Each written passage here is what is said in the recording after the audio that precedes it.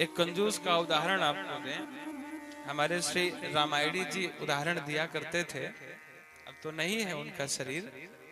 कैसे कैसे प्रकार के कंजूस होते हैं। एक सेठ जी थे।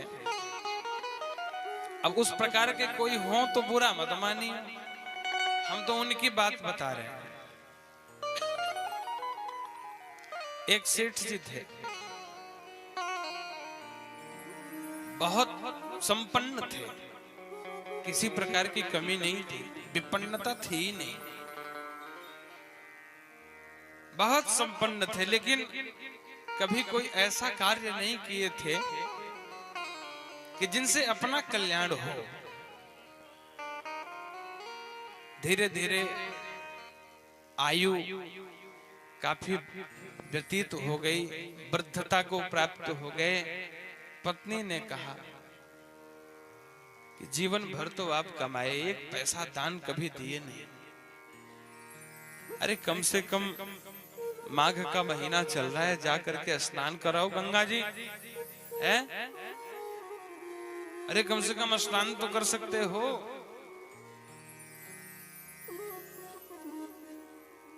बोले कि देवी स्नान करने की बात मत करो, बड़ा झंझट है, स्नान करने जाएंगे पंडा मिल जाएंगे, कुछ देना पड़ेगा।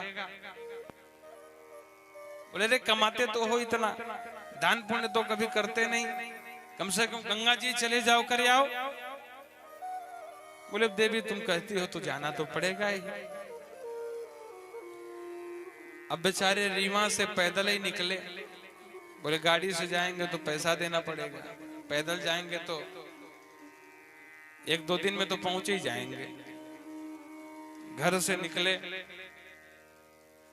निकल करके आए प्रयाग। अब महाराज प्रयाग में भी घाट पर नहीं गए, जिस घाट पर सब लोग स्नान करते उस घाट पर वो स्नान करने नहीं। क्यों? क्योंकि वहां पंडा मिलेंगे। तो कहां जाएं? बोले ऐसी जगह चलते हैं जहां कोई ना हो। तो महाराज वो मुर्दा घाट पे गए स्नान करने। बोले मुर्दा घाट अच्छा है, यहाँ कोई पंडा बंडा नहीं मिलेंगे, झंझट ही ना है। अब मुर्दा घाट गए, देखे कोई पंडा बंडा नहीं, सीधा जा करके कपड़े उतारे, डुबकी मारे। भगवान भी कौतुक करने के लिए एक बड़े वृद्ध जर्जर पंडा के रूप में वहीं प्रकट हो गए। अब ये तो सोचे कि मुर्दा घाट है, यहाँ कोई नहीं होगा। और जैसे ही स्नान करके निकलते हैं महाराज बोले जजमान की जय हो। बोले अरे तुम कौन? बोले भैया हम तो यहीं पड़े रहते हैं अपनी मस्ती में, हम क्या करें। अब और घाटों पर तो हम जा नहीं सकते, वहां बड़े बड़े पंडा हैं, हम तो मुर्दा घाट पे पड़े रहते हैं। आप जैसे श्रीमंत कभी कभी कृपा करते हैं, महाराज आते हैं 6-6 महीने साल भर का सब दे करके चले जाते हैं। बोले अरे साल 6 महीने की बात हम एक समय का नहीं दे सकते। बोले नहीं देना तो पड़ेगा। बोले हम बिल्कुल है ही नहीं, हम दे नहीं सकते। बोले नहीं देना तो पड़ेगा। बोले जब है ही नहीं तो तू कहां से? बोले संकल्प कर लो। बोले यहाँ नहीं घर देंगे। बोले कोई बात ना, तुम घर दे देना, संकल्प तो कर लो। अब ये बोले कि एक धेला का संकल्प हम कर रहे हैं। भगवान ने कहा चलो कम से कम किया तो तू संकल्प। एक धेला का संकल्प ले लिए और ये तो चले गए। भगवान भी कौतुक करना चाहते हैं। अब ये यहाँ से पैदल ही अपने घर को पहुंचे, थके हारे बिल्कुल। पत्नी ने कही कि क्यों स्नान कराए? बोले हाँ देवी स्नान तो कराए। जैसे ही गए आराम करने को, द्वार से आवाज आई जजमान की जय हो। पत्नी आई बाहर। बोले कहिए महाराज।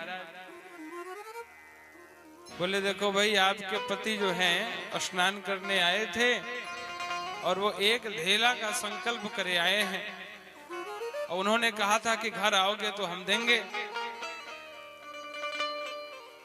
अच्छा ठीक है महाराज, हम अभी जाकर के पति से पूछते हैं। अब पति के पास गई। बोले क्यों? तुम कहीं किसी ब्राह्मण को संकल्प करके, बोले हाँ हाँ हाँ, बोले वो आ गए, बोले क्या वो आ गए, बोले हाँ द्वार पे ही खड़े, बोला तो कह दो कि बड़े बीमार हैं। आई बाहर, कहते महाराज क्या बताएं, पति को बड़ी पीड़ा है, बड़ा कष्ट है, बीमार है, अभी नहीं, एक काम करो आप जाओ बाद में आना। बोला अरे जजमान बीमार हो और हम चले जाएं, संभव ही नहीं, हम तो यहीं रहेंगे, ठीक हो जाएंगे तो ही जाएंगे। पत्नी गई, बोली कि वो तो कह रहे हैं कि जजमान बीमार है, हम जजमान ठीक हो जाएगा तो ही हम जाएंगे। बोली हद है, तो कह दो कि मर गए। पत्नी बोले अरे कैसी बात करते, बोले हाँ कह दो कि मर गए। अब पत्नी भी बेचारी रोते रोते झूठे आंस पोंछते गए, बोली महाराज गए, वो तो गए, अभी अभी गए। बोले क्या मर गए, बोले महाराज वो तो गए। बोले अरे देवी ये तो बड़ा बुरा हुआ, अच्छा अब एक काम करो, अब तो जब चले ही गए जजमान तो सुनो देवी, अब तुम कहाँ जाओगी, हम ही जाते हैं, गांव में कह आते हैं, एक काम करो तुम घर ही में रहो। अब जा करके ये हर जगह पूरे गांव में ये बता दिए कि दानचंद तो अब नहीं रहे भैया, दानचंद तो नहीं रहे, अब महाराज पूरा गांव इकट्ठा हो गया। ये भी सांस बंद किए पड़े हैं, एकदम योग का अभ्यास था। महाराज एकदम सांस नहीं ले रहे हैं। अब गांव वाले इकट्ठा हो गए। ये पत्नी रोवे, अरे वो नहीं गए, वो है। गांव वाले बोले अरे बेटी ये संसार है, असार है, ये चले गए हैं, इनके लिए क्या रोना। बोले अरे नहीं नहीं ये हैं। बोले नहीं नहीं देवी व्यर्थ का मत रो, अब इनसे चिंतन हटाओ, भगवान में चिंतन लगाओ। अब गजब बात, उसको निकाल करके लोग बांधे तो बंध भी गया, सांस नहीं छोड़ रहा है, बंधा पड़ा है। भगवान ने कहा हद है भाई, और सुनो उठाए, वो उठ भी गया। लेकर के लोग घाट पे गए, घाट पे पधारा चला गया। अब चिता सजाई गई, वो उसी में आराम से सो रहा है। भगवान ने कहा ये मर जाएगा लेकिन ये एक ढेला नहीं देगा। सांस बंद किए, आंख बंद किए पड़ा है। भगवान ने कहा कि सुनो ये मेरा जजमान है, मैं इसके कान में कुछ कहना चाहता हूं। गए तो भगवान ने कान में धीरे से कहा कि आया हूं बैकुंठ से तुम हित नाता जोड़। मैं भगवान हूं, मैं तुमसे नाता जोड़ने आया हूं बैकुंठ से। उसने सोचा कि शायद भगवान ही आ गए क्या, तो धीरे से अपनी एक आंख खोली और जब देखा पंडा तो फिर आंख बंद कर ली। भगवान ने कहा ये नहीं देगा, मर जाएगा।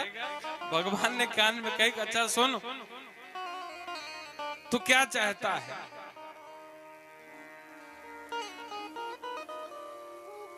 तो क्या चाहता है भाई, तो कहता है बस ढेला दीजो छोड़ो, बस वही छोड़ दो, हम यही चाहते हैं। भगवान ने कहा ये मर जाएगा लेकिन कुछ देगा नहीं। बहुत ऐसे ऐसे प्रकार के कंजूस होते हैं। एक तो उसी में मक्खी चूसोर होते हैं, दूध में मक्खी पड़ जाए तो लोग मक्खी को चूस के भी फेंक देते हैं कि उतना दूध कैसे उसमें रह गया। ऐसे भी लोग होते हैं। ये कुछ इसी प्रकार के हैं। धन तो बहुत है।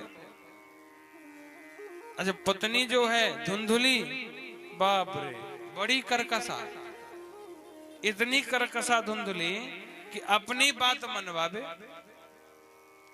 पति की बात से ऊपर अपनी बात रखे। अब पति कुछ कहे पत्नी कुछ कहे, बड़ा विचित्र। और जबकि ये श्रोत स्मार्त कर्म में बड़े निपुण थे पंडित जी, सब में अच्छे थे, लेकिन पत्नी बड़ी कर्कशा। जब तक सुबह में उठ करके 2-4 लोगों से लड़वा न दे, गाली गलौज न कर ले, उसका मन ही नहीं भरता।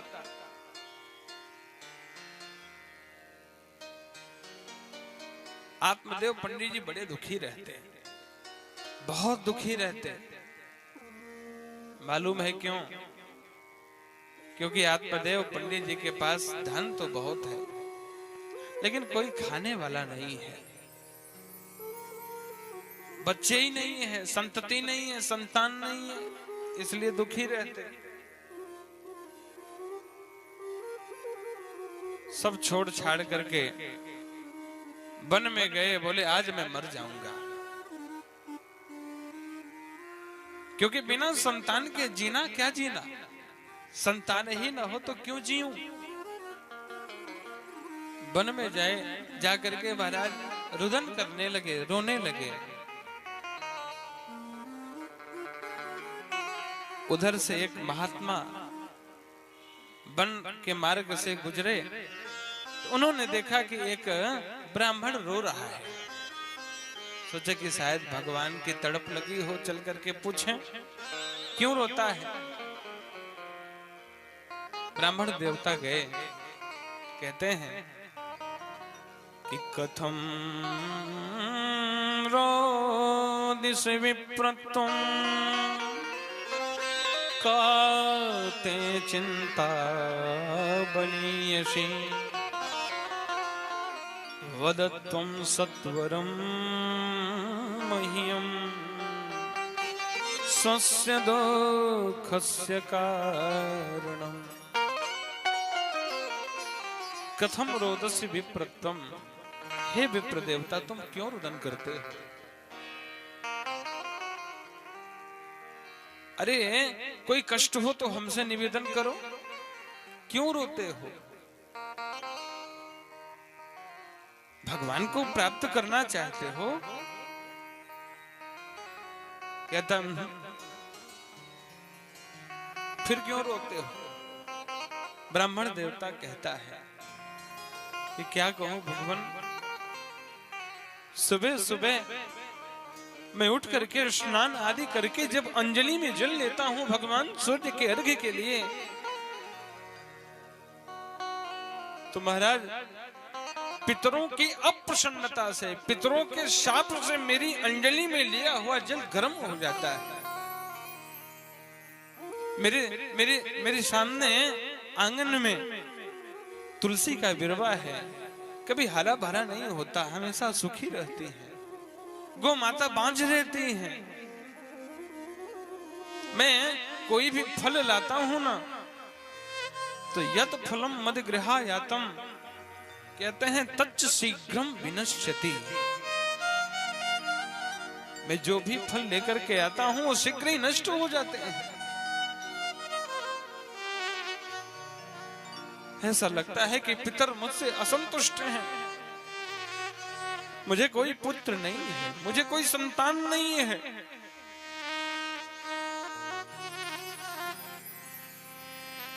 धिग्जीवितं प्रजाहीनं धिगृहं च प्रजां विना धिग्धनं चानपत्यस्य धिक्कुलं संततिं बिना। अरे ऐसे कुल को धिक्कार है, ऐसे जीवन को धिक्कार है, ऐसे धन को धिक्कार है। जहां लड़का ही ना हो, कोई संतान ही ना हो, क्या करेंगे? और मुझे तो लगता है कि मेरा मर जाना ही अच्छा है। मैं मर जाऊं ये सबसे अच्छा है। बेटा ही नहीं तो जी करके क्या करेंगे?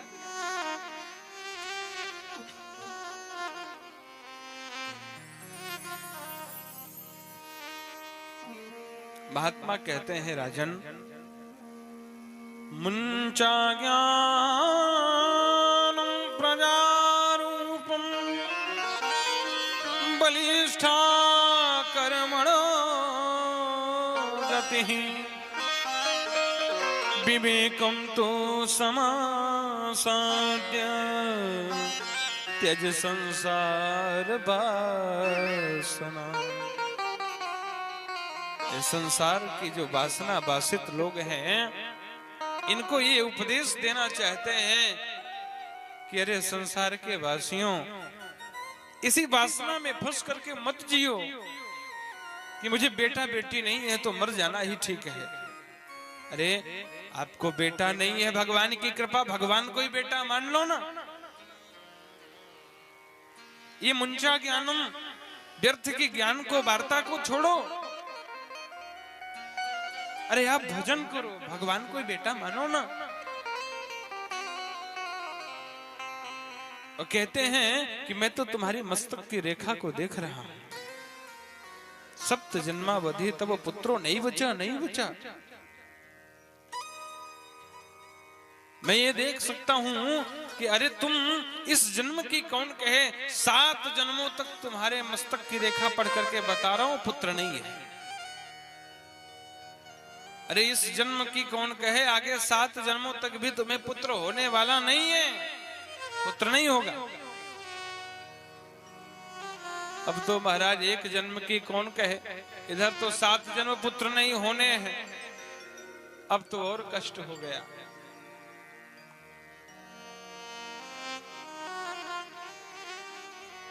पंडित जी के चरणों में गिर पड़ा, बोले अगर आप आशीर्वाद नहीं देंगे पुत्र होने का तो मैं आपके चरणों में गिर करके अपने प्राणों का विसर्जन कर दूंगा, ब्रह्म हत्या लग जाएगी, मुझे पुत्र चाहिए। संत ने कहा यह तो बड़ी आफत आई गई है। तुरंत एक झोले से फल निकाल करके दिया, पंडित जी आप सुनो, इस फल को लो और ले जाकर के पत्नी को खिलाना, भगवान चाहेंगे तो जरूर आपको पुत्र होगा। पंडित जी प्रणाम करके फल को लेकर के पत्नी के पास भागते भागते गए। अरे देवी, अरे अरे सुनती हो, ये फल दिए हैं ब्राह्मण, हमारे महात्मा साधु, ये बड़ी कृपा करके फल दिए हैं, तुम खाओगी ना तो तुमको लड़का होगा। अब पत्नी धुंधली कहती है कहीं फल खाने से लड़का होवे का? अरे फल खाने से लड़का थोड़ी होता है। बड़ी चिंतित तो हो गई है भगवान, अगर फल खाने से लड़का हो जाए तब तो बड़ी आफत आ जाएगी, क्या करें। बैठे बैठे सोच रही है माथा पकड़ के, इतने में एक सखी आई। बोले क्यों, कहा सोच रही है बैठे बैठे माथा पकड़ के? हैं, कहती अरे सखी तुझे बता कहीं फल खाने से लड़का होवे का? बोले ये कौन कहता है? बोले पंडित जी का माथा फिर गया, कहते हैं फल खाएगी तो लड़का होगा। अच्छा, फल खाने के बाद 9-10 महीने तक बड़ी पवित्रता से और रहना है, ज्यादा चटर पटर नहीं खाना है, कुछ नियम धर्म और बता दिए। सखी कहती तो क्या हुआ, अच्छा खा के देख ही ले शायद हो जाए। बोली वो तो देवी ठीक है, मान लो मुझे गर्भ हो गया, यदि गर्भ हो जाए, गर्भ होने के बाद मैं चल न सकूं और घर में आग लग गई, मान लो आग लग गई तो सब लोग तो भाग जाएंगे, अकेले मैं ही मारी जाऊंगी, मैं तो फल नहीं खाऊंगी। तो कहती अरे देवी तो कहीं को चिंता करे, अरे क्या आग तुम्हारी घर में लगेगो का? अरे फल खाए ले। तो कहती वो तो ठीक है, मान लो फल खा लूं, गर्भ हो गया, मान लो कि गर्भ हो जाए और होने के बाद मैंने सुना है कि प्रसव जब होता है तो बड़ी पीड़ा होती है। गोस्वामी तुलसीदास जी कहते हैं कि प्रसव की जानी बाझ के पीरा, बाझ स्त्री को प्रसव का अनुभव नहीं होता है। वो क्या जानेगी कि प्रसव पीड़ा क्या होता है।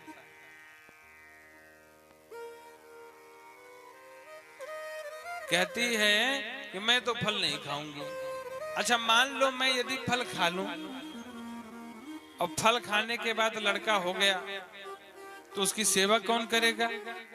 तो कहते अरे बाबरी, अरे अपनी ननद को बुला लेना, जब तक रहेगी सेवा भी कर देगी और तेरो काज भी कर देगी, काम भी कर देगी।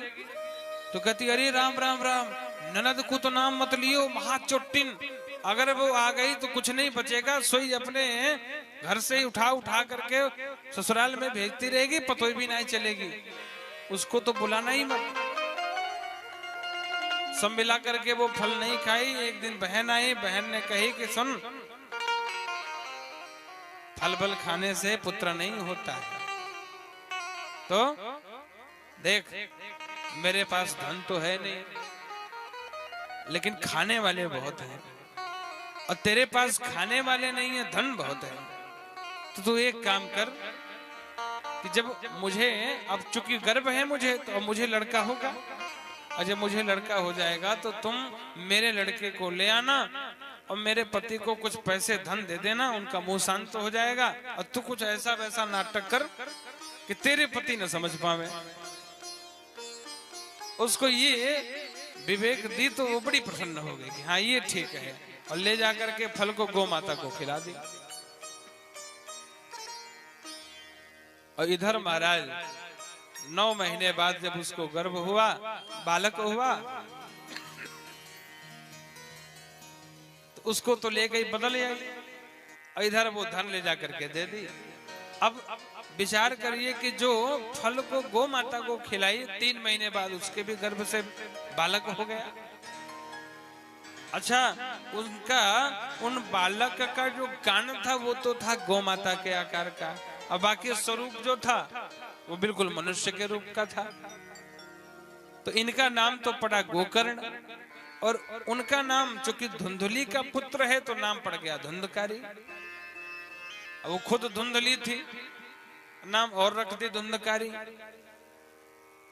अब तो महाराज, अब जरा आप ये विचार करिए कि उन संत ने क्या गलत कहा था क्या, कि सप्त जन्मावधि तब पुत्रो नहीं बचा नहीं बचा, जो उन्होंने बात कही कि 7 जन्मों तक आपको पुत्र नहीं होगा, तो क्या ये बात गलत कही क्या? ये बात बिल्कुल सत्य कही। जो पुत्र हुआ भी वो क्या आत्मदेव पंडित जी का अपना औरस पुत्र था क्या? वो अपना पुत्र नहीं था, वो तो बहन का पुत्र था। ऐसे ही अंगद से रावण कहता है, रावण क्या कहता है? कहता है अंगद मालूम है, मैं जब भगवान को प्रसन्न करने के लिए अपने सिरों को काट काट करके अग्नि में आहूत कर रहा था, अग्नि में जब मैं डाल रहा था तो एक सिर को काट करके मैं अग्नि में स्वाहा किया, और दूसरे सिर से अपने अग्नि में जलते हुए सिर की रेखा को मैंने पढ़ा। जो सिर लगा हुआ था उसी सिर से अपने जलते हुए सिर को, अग्नि की रेखा को, मस्तक की रेखा को मैंने पढ़ा। अंगद ने कहा तुमने खुद ही पढ़ ली अपनी रेखा? बोले हाँ मैंने पढ़ा। तो क्या पढ़ा, क्या लिखा था?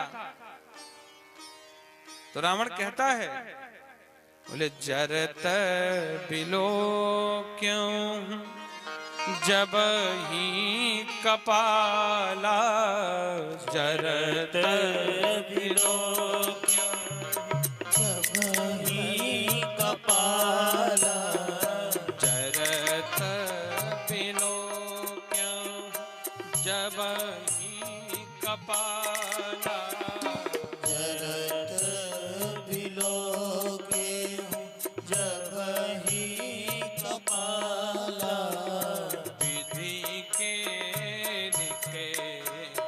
अंक निज भाला,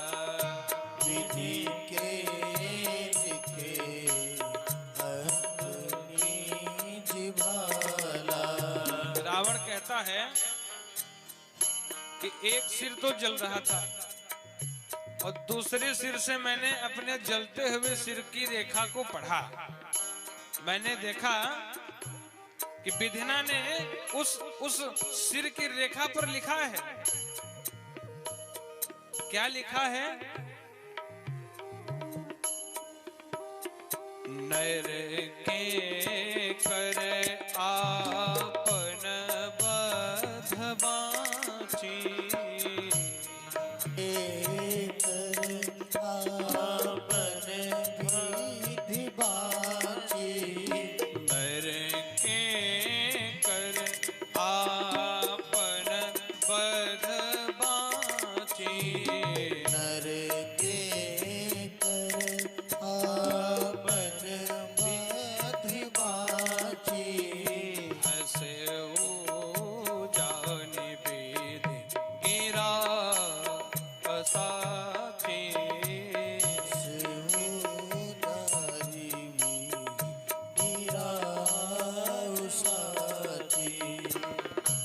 कहता है कि जब मैंने देखा ना जलते हुए सिर को, तो मेरे भाग्य में लिखा था कि कोई नर यानी मनुष्य के हाथ से तुम मरोगे।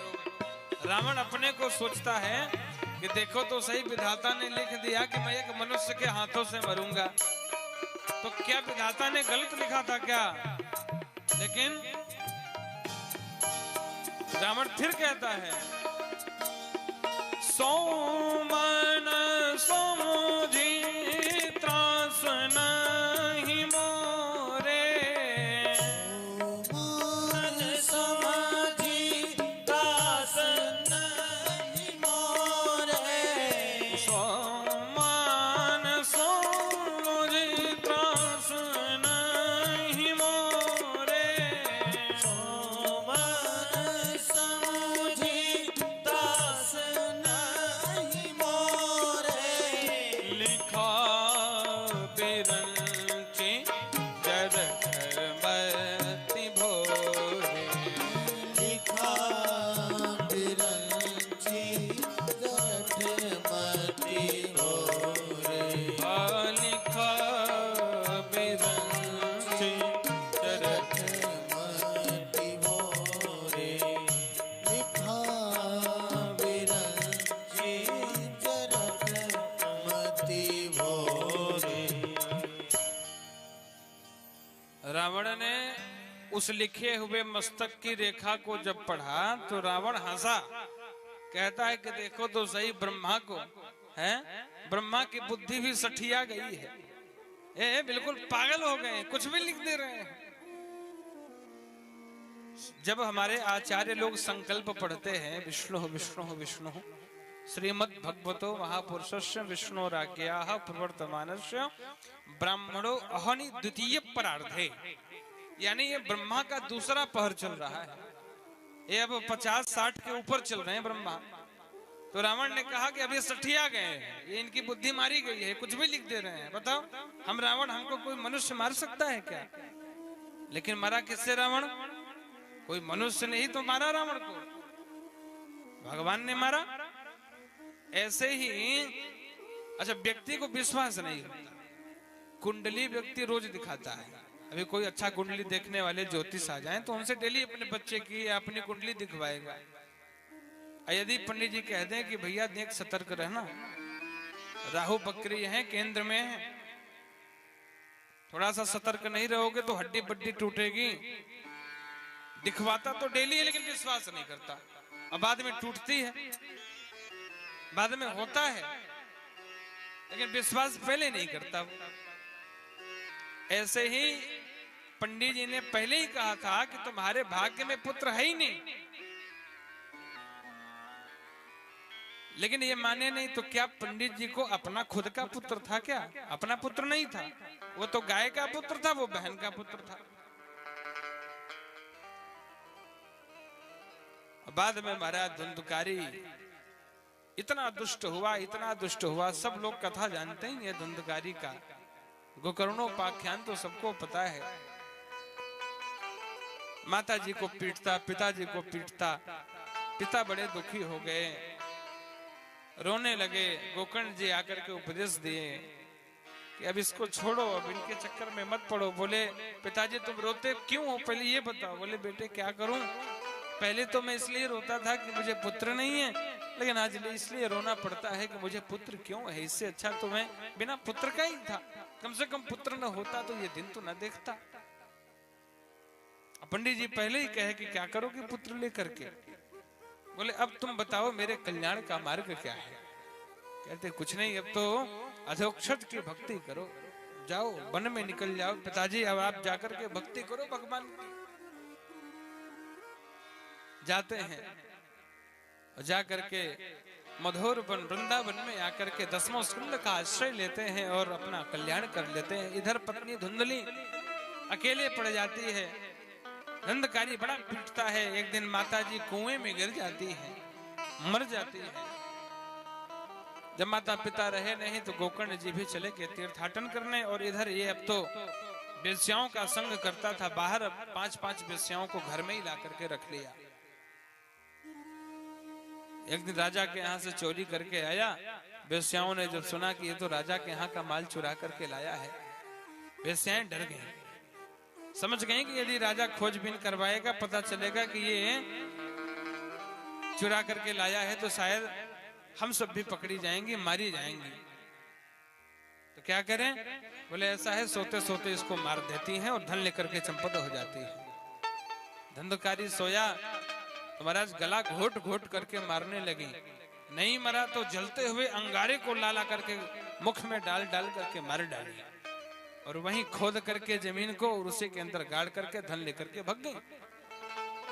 बाद में वही धंधकारी भयंकर प्रेत बना, भयंकर प्रेत बना। गोकर्ण जी आते हैं, श्रीमद् भागवत की कथा होती है। सब अनुपम नगरवासी भगवान की मंगलमयी कथा का पान करते हैं। धुंधकारी को बांस में बिठाया जाता है, क्योंकि प्रेत का जो रूप होता है, स्वरूप होता है, वो वायु के रूप में होता है। वायु का आहार करते हैं और वायु के रूप में ही रहते हैं। वो खुले में नहीं रह सकते हैं, या तो किसी का शरीर प्राप्त करेंगे और या तो फिर किसी वृक्ष में निवास करेंगे। तो बांस को कटवा करके लाया गया। 7 ग्रंथियां थीं। एक एक दिन की कथा में एक एक ग्रंथियां फटती चली गईं, और 7 दिन की कथा में 7 ग्रंथियां फट जाती हैं।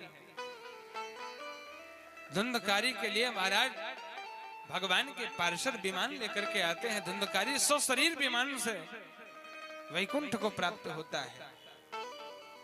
और ये सब लोगों ने, सब अनुपम नगरवासियों ने देखा कि विमान आया। सबने कहा कि भैया हम ये जानना चाहते हैं कि कथा तो सबने सुनी, लेकिन अकेले धुंधकारी के लिए विमान आया, ये कुछ बात पची नहीं। कथा तो हम सबने सुनी, लेकिन धुंधकारी के लिए अकेले विमान आया, ऐसा क्यों? तो कहते हैं कि श्रवणम तु कृतम सर्वै न तथा मननम कृतम फल भेदस्ततो जातो भजनादपि मानद। कहते हैं भैया आप सबने कथा तो सुनी, लेकिन कथा के फल में भेद हुआ। क्यों? क्योंकि आप सबने कथा तो सुनी, लेकिन सुनने के बाद हृदयंगम नहीं किया। श्रोता कई प्रकार के होते हैं। एक तो श्रोता होते हैं, एक श्रोता होते हैं, एक सरोता होते हैं। 2-3 प्रकार के होते हैं श्रोता। एक तो बेचारे श्रोता होते हैं, जो कथा में आते हैं तो सबसे पहले अच्छी जगह खोजते हैं कि आनंद से नींद आवे। वो तो होते हैं श्रोता, वो बेचारे बड़े अच्छे लगते हैं। आते ही सो जाते हैं कि चलो कोई बात ना है, बढ़िया से आनंद मिलेगा कथा में, खूब सोएंगे। एक होते हैं सरोता, वो क्या करते हैं मालूम है? वो आते हैं, कल ने बताया था ना, आते ही सबसे पहले वो छिद्रान्वेषण करते हैं, सरोते की तरह कट कट कट कट काटते रहते हैं। कुछ न कुछ चीजों को देख देख करके वो छिद्र ढूंढते ही उनका पूरा समय निकल जाता है। और एक तीसरे नंबर वाले जो है ना, उनको कहते हैं श्रोता। वो बड़े अच्छे होते हैं। श्रोता जो होते हैं वो एक कान से सुनते हैं और हृदयंगम करते हैं। एक मूर्तिकार ने दो बड़ी अच्छी मूर्ति बनाई, दोनों मूर्ति वशिष्ठ जी की बनाई, और उन मूर्तियों में बड़ा अंतर था, लेकिन दोनों मूर्ति दो दाम की थी। अंतर यही था कि मूर्तियां दो थी, एक ही मूर्ति थी वशिष्ठ जी की, लेकिन उसमें दो अंतर था। पहले पेपरों में आता था ना कि दो दे देते थे चित्र और कहते थे कि अंतर खोजिए, रहता एक ही जैसे था तो लोग अंतर निकालते थे। किसी में नाक का छेद होता था, किसी में होता ही नहीं था, किसी की आंखें बड़ी बड़ी थी, किसी में आंखें छोटी हैं, लोग अंतर निकालते थे पेपरों में। तो दो मूर्ति बनाई वशिष्ठ जी की और दोनों मूर्ति को ले जाकर के नुमाइश में रखा। दोनों मूर्ति, एक मूर्ति 1 लाख रुपए की, एक मूर्ति 500 रुपए की। बोली ये आप लोग बताओगे कि कौन सी मूर्ति 1 लाख रुपए की है, कौन सी मूर्ति 500 रुपए की है। तो लोग एकत्रित हो जाते, कोई मूर्ति को उठा करके कान में उंगली डाले, कोई नाक में उंगली डाले, कोई नीचे से देखे, कोई उलट पलट करके देखे, कोई समझ ही ना पावे। ऐसा बनाया कि एक ही जैसा लगे। एक सत्संगी महात्मा जा रहे थे, मुस्कुराते हुए बोले, सुनो, यदि कहो तो मैं भी एक बार प्रयोग करूं, मैं बताऊं? कहते, हाँ महाराज जी बिल्कुल बताइए, ये तो आप ही लोगों के लिए लेकर के आए हैं। महात्मा ने एक सुतली ली, हाथ में भिगो करके पट कर लिया, और सुतली को धीरे धीरे धीरे धीरे धीरे धीरे कान में डालने लगे। डालते डालते डालते डालते इस कान से डालते गए और इस कान से ऑटोमेटिक वो बाहर निकलता चला गया। बोले ये मूर्ति 500 रुपए की है। बोले हाँ महाराज जी आप बिल्कुल सही कहते हैं, 500 रुपए की है। और दूसरे कान में जब डालने लगे तो कान पार नहीं था, वो सीधे डालते डालते डालते डालते डालते वो मुड़ते मुड़ते पेट में चली गई। बोले ये मूर्ति 1 लाख रुपए की है। बोले महाराज जी बिल्कुल सत्य कह रहे हैं। कहने का अर्थ इतना ही है कि कुछ लोग तो कथा को सुनते हैं तो एक कान से सुनते हैं, दूसरे कान से निकालते हैं। अर्थ यही है कि अभी सुने हैं और यहाँ से उठते ही फिर उसको भूल जाते हैं। बस यही है कि आए हैं सुनने के लिए, भाई निमंत्रण मिला था तो आना जरूरी है? आ गए, सुने, समय जब तक है बैठे, कोई काम आ गया निकल के चले गए, कोई मतलब नहीं। लेकिन एक ऐसे भी श्रोता होते हैं जो आते हैं, सुनते हैं और सुनने के बाद उस पर चिंतन करते हैं। वही बात यहाँ कर रहे हैं कि भाई आप सबने जरूर सुना, लेकिन जिस प्रकार धुंधुकारी ने सुना उस तरह आप लोग नहीं सुने। आप लोग सुन तो रहे थे बैठ करके, लेकिन आप लोगों का मन कथा में नहीं था। कदाचित आप लोगों के लिए विमान नहीं आया।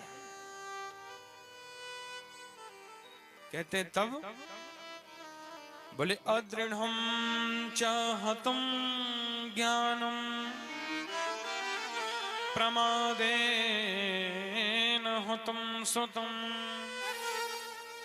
संदिग्धो हि हतो मंत्र व्यग्रचित्तो हतो जपः। अदृढ़ं च हतम ज्ञानम, आपका ज्ञान कैसा भी हो, लेकिन अगर ज्ञान में दृढ़ता नहीं है तो वो नष्ट हो जाएगा। और कह रहे प्रमादेन हतम श्रुतम, आपने यदि प्रमाद पूर्वक कोई भी विद्या को सुना है, कथा को सुना है, बात को सुनी है, तो प्रमाद किए हैं, आलस्य किए हैं, तो उसका भी समन होगा, नष्ट हो जाएगा। और कहते हैं संदिग्धो हि हतो मंत्रो। अब आप मान लीजिए कि महामृत्युंजय का अनुष्ठान करवा रहे हैं, ब्राह्मण देवता आपके यहाँ आए हैं। अब ब्राह्मण देवता आकर के बेचारे अनुष्ठान कर रहे हैं, माला कर रहे हैं, मंत्र कर रहे हैं, जप कर रहे हैं। आपने बड़ा खर्चा किया और आप ये भी सोच रहे हैं पता नहीं जप करते भी होंगे या नहीं, हैं? पता नहीं इनको आता भी होगा या नहीं। अब आपने संशय कर लिया, तो अब आप चाहे करोड़ रुपए का अनुष्ठान करवा रहे हैं और वो ब्राह्मण चाहे जितनी भी श्रद्धा से क्यों ना करे, फलित होने वाला नहीं है, वही नष्ट हो जाएगा। अब ब्राह्मण आया है, ब्राह्मण आकर के आपके यहां श्रद्धा से एक भी माला यदि कर दे तो उतने से ही आपका कल्याण हो जाएगा। लेकिन आप की भी श्रद्धा ब्राह्मण के प्रति होनी चाहिए। अरे महाराज, विस्फोट के लिए एक चिंगारी काफी होती है। ब्राह्मण कैसा भी हो, उसके अंदर भले ही तेज नहीं है, निस्तेज ब्राह्मण हो, भले ही गायत्री न करता हो, संध्या न करता हो, यज्ञ हवन आहुति कुछ न देता हो, लेकिन है तो ब्राह्मण का बालक ना। अगर ब्राह्मण आया है, ब्राह्मण अपने द्वारा कुछ भी आपके लिए मन से कर दे तो आपका कल्याण निश्चित है, होगा। लेकिन यदि आपकी ब्राह्मण के प्रति श्रद्धा ही नहीं है तो आप चाहे जितना भी करवाते रहो, कुछ नहीं होने वाला। बोले संदिग्धो हि हतो मंत्रो व्यग्र चित्तो हतो जपः। व्यग्रता पूर्वक किया गया जब भी निरर्थक हो जाता है, कुछ नहीं मिलता। फिर से अनुष्ठान किया गया, सब ब्राह्मण फिर से अनुष्ठान किए, फिर से कथा भई अनुपम नगर में। अब तो महाराज जैसे ही कथा भई और कथा के विश्राम होते ही 7वें दिन सब के लिए विमान आया, सब नाच गए महाराज भगवान के नामों को ले लेकर के। अब तो महाराज खूब नृत्य होने लगा, भगवान खुद आते हैं और आकर के गोकर्ण जी को हृदय से लगाते हैं।